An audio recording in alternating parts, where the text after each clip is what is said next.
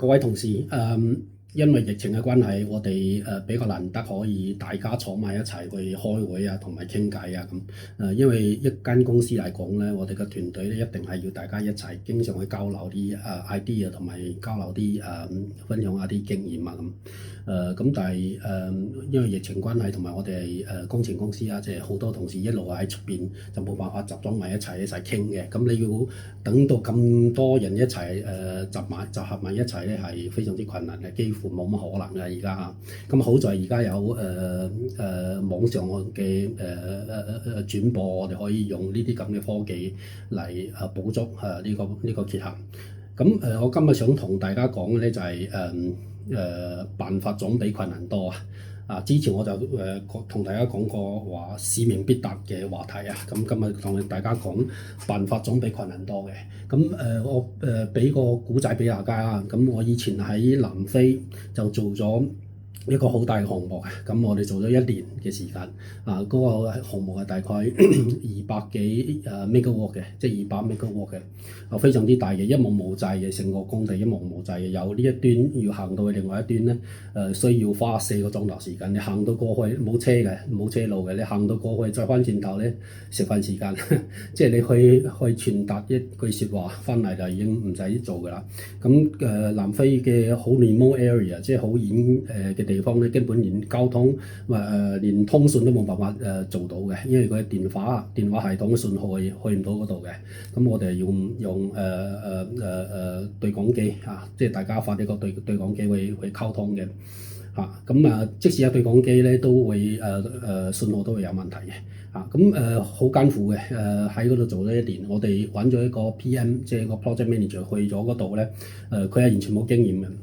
因為去到咧係要面對千幾個客人，去管理千幾個客人。我哋自己國內派大概10零個人啦，初頭派10零個人去管理佢哋嘅，非常之艱難，非常之艱難。咁呢個係一個好辛苦嘅 experience 嘅。咁啊，最後成個 project 我哋即係我公司啊，即係以前嘅公司寶威咧，蝕咗成2000幾萬嘅啊。咁非常之困難。咁點樣困難法？個 PM 咧去到咧就束手無策，即係對啲客人啊1個禮拜罷工1次啊，甚至1個禮拜罷工2次。叫佢幾時翻嚟開工，佢又唔開咁。朝頭早仲要政府規定我哋要派有 air condition 嘅車嘅巴士去接嗰啲村民過嚟，即係村民係客人嚟嘅，村民過嚟開工。咁如果有一個人遲到咧，你就要等佢嘅。咁啲客人係唔 discipline 嘅，即係成日都係遲到半個鐘頭、1個鐘頭啊咁。每一朝嘥咗1個鐘頭去集合啲人，去到工地嗰陣時咧，佢又要啲囉哩囉嗦，又去廁所，又食早餐，又唔見咗半個鐘頭至1個鐘頭嘅。咁8個鐘頭唔見咗2個鐘頭。下晝咧佢又有 tea time 喎，即係啲南非咧就copy 啊英國嗰啲制度，即係歐洲嗰啲制度啊，即係晏晝一定要俾員工有 tea time，tea time 係20分鐘，20分鐘即係等於你佢又去下廁所飲下茶，食完嘢又去埋廁所，即係半個鐘頭唔見咗，即係1日唔見咗8個鐘頭唔見咗2個鐘頭，剩翻6個鐘頭做嘢，6個鐘頭做嘢又慢慢慢吞，非常之辛苦，非常之艱苦。咁我哋啲 PM 咧束手無策。OK，咁我想講咧辦法總比困難多，就係我同啲同事講日日打電話俾我，日日瞓唔着覺啊！即係幾個差唔多半年時間，日日瞓唔着覺，好擔心佢哋嗰邊嘅情形。咁佢嗰邊你打電話俾我我哋國內啲同事都幫唔到任何忙㗎，因為太遠啦啊！咁我為咗呢件事，我飛去南非，經常飛去南非嘅，即係差唔多1年有半年嘅時間喺南非係 take care 啲咁嘅問題。咁嗱。困難喺度，咁你要面對嘅，咁要面對點樣面對咧？後尾我哋啲同事就慢慢學習點樣去應對啲客人嘅罷工啊。咁同佢傾價錢，我哋就要揾2隊人，甚至3隊人要俾佢競爭嚇，俾佢競爭咧就俾啲 motivation， 即係俾啲OT 嘅錢啊，同佢哋傾啊咁。咁即係慢慢我哋會學習嘅，即係你要諗下辦法，你唔可以喺嗰個沙漠嘅地段，你完全束手無策，你就投降就翻轉頭，你冇得翻轉頭噶嘛，係嘛？即係一定要面對嗰樣嘢。咁另外一件事就係我喺巴基斯坦又做一個大概都係咁上下大嘅項目，有200幾megawatt 嘅，即係200幾兆瓦嘅 project。咁我哋嗰陣時就揾一個 PM 個老朱咧就可能有啲同事知啦，即係Andrew 啊、Leon 啊、Maxine 都知道呢個人。老朱好犀利，咁咧佢不嬲係做地盤嘅工嘅，即係做啲地盤嘅 PM。咁佢去到現場咧，我話我使唔使派10個人俾你？佢話唔使，你俾2個人assistant 我就得㗎，3個人。3個人咧就去巴基斯坦，巴基斯坦嗰啲工人又係非常之難搞嘅，因為點解咧？佢哋係伊斯蘭教嘅，咁佢上晝同埋下晝都要有15分鐘要拜拜啊！所以佢自己帶一個地席就鋪咗喺地下15分鐘就要向天拜，咁啊拜咗15分鐘，15分鐘咧等於20分鐘唔見咗㗎啦咁呢個咧冇辦法嘅，一定要俾佢有咁嘅時間。咁但係都係罷工，嗰啲人都係罷工。咁老朱嘅做法就係好簡單，佢係叻過我哋喺南非嘅嗰個 PM 嘅，佢非常之簡單。老朱個人又惡啊，即係講嘢又有權威啦咁佢就話有人要罷工咧，佢就由佢罷，佢係去出邊揾咗10隊嘅施工隊。好在巴基斯坦就容易揾嘅，呢個大把人冇嘢做，咁揾10隊嘅施工隊就集中晒10隊施工隊就變咗 A、B、C、D、E、F、G 排晒落去咁嗰隊人咧嗰個包工頭咧就話要罷工，又要加人工，又呢樣嗰樣啦又要計時間啊咁，佢話咁得啦，你行開唔使做啦，我由 A B C D 一路排落去。咁咧就成個project site 即係成個工地就分開10個唔同嘅板塊，就帶每一個板塊一個施工隊去做。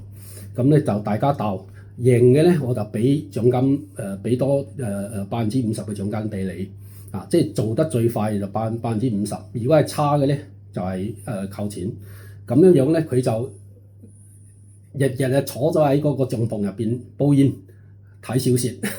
咁咧就叫佢 assistant 喺出邊睇埋嗰10個施工隊，佢就係記錄佢每一個施工隊每一日每一個鐘頭每一日嘅進度，就翻嚟同佢報告。咁佢就喺入邊煲煙同埋睇小説，就係咁簡單嘅啫。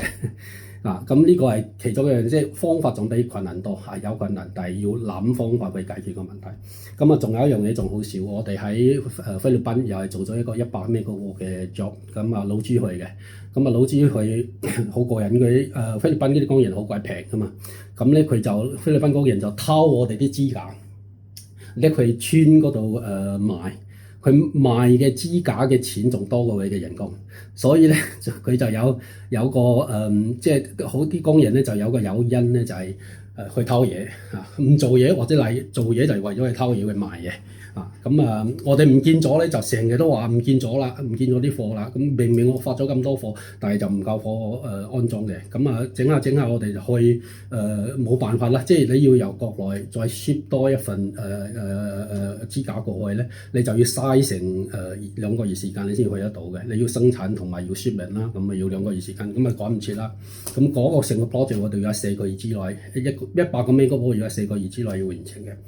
咁冇辦法就去咗村嗰個鎮嗰度去睇下有冇人可以有啲支架賣啊，就地取材。見到我哋自己啲支架喺齊度賣，要買晒嗰啲支架翻嚟。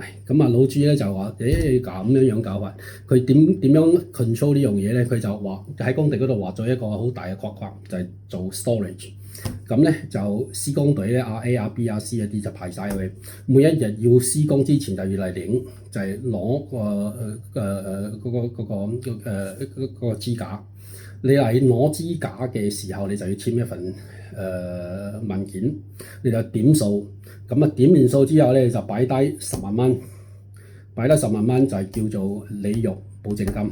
OK， 如果你翻嚟你唔夠，你點咗貨出咗去。唔交貨係你自己要搞掂。如果唔係，我就喺你10萬蚊嘅履約保金入邊扣，咁就解決問題啦。即係好簡單一個方法嚟嘅。